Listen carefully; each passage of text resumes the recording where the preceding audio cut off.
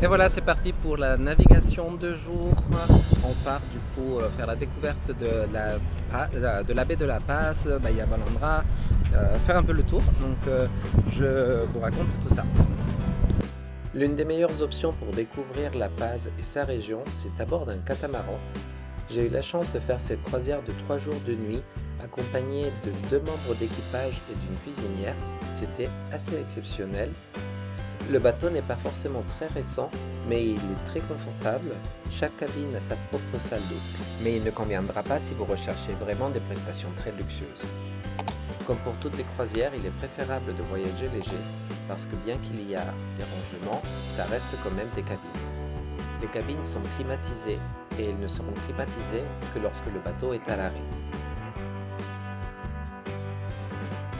À l'avant du bateau, il y a 2 hamacs pour profiter du paysage et à l'arrière, il y a une terrasse couverte par un baie-midi.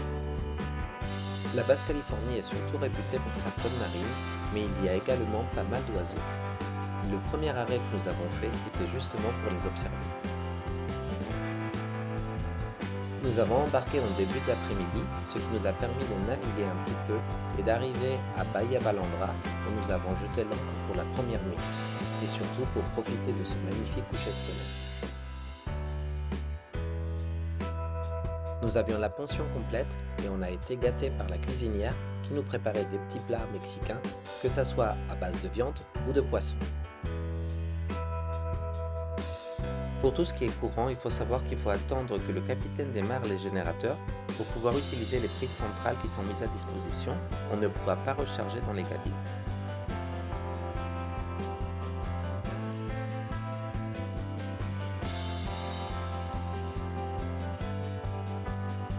En tout cas, lorsque l'on se réveille en douceur et que l'on commence à voir la mer s'agiter, ça fait quand même super plaisir. La deuxième journée, nous sommes partis à Espiritu Santo, cette île réputée pour ses lions de mer. C'est au niveau des islotes que l'on retrouve cette énorme colonie qui est installée à la mer. On y est allé pour faire du snorkeling, accessible même aux débutants. Il faut savoir qu'ils sont super joueurs et ils se rapprochent de plus en plus pour venir jouer avec la corde de nos bouées.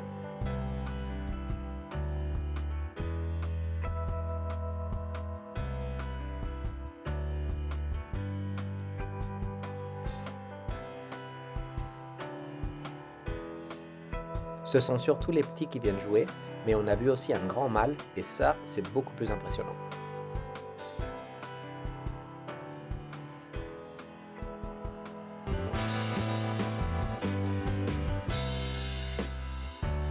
De retour au bateau, un bon petit déjeuner nous attendait, idéal pour continuer la journée. Vu que l'on est accompagné d'une monitrice de plongée, en plus de la cuisinière et du skipper, j'ai pu plonger directement à partir du bateau. Et là pour le coup c'est un confort non négligeable, ça change des croisières où il faut réserver avec un club de plongée.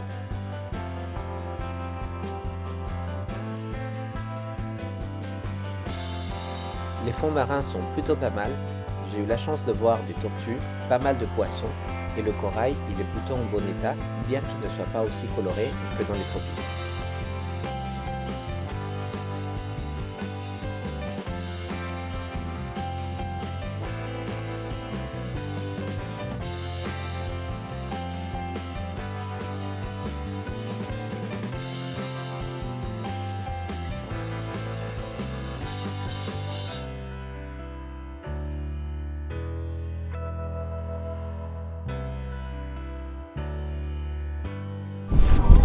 Voilà, on est en train d'arriver à Bahia Balandra, qui est l'un des coins les plus connus d'ici de La Paz.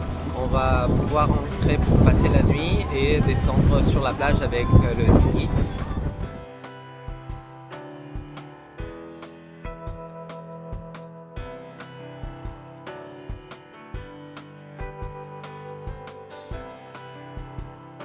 Et voilà, on est au sommet de Bahia Balandra. Le sentier prend environ un quart d'heure, 20 minutes à pied. Il y a 7 plages au total. Celle-ci, c'est celle du centre, l'une des plus belles, avec le célèbre champignon qui est derrière la colline. Et de l'autre côté, la dernière plage. Et pour finir, on est allé à la recherche des baleines. C'était le mois de novembre, il n'y en avait pas des tonnes, mais ça commençait à arriver. On est sur le pont en train de regarder les baleines et pendant qu'on regardait les baleines, on s'est retrouvé avec des dauphins également. Comme quoi la mer réserve toujours des belles surprises. Ce voyage fut magnifique, la croisière a été très confortable et nous a permis de voir énormément en peu de temps. La faune marine en Basse-Californie est exceptionnelle et nous avons eu la chance de pouvoir observer les baleines.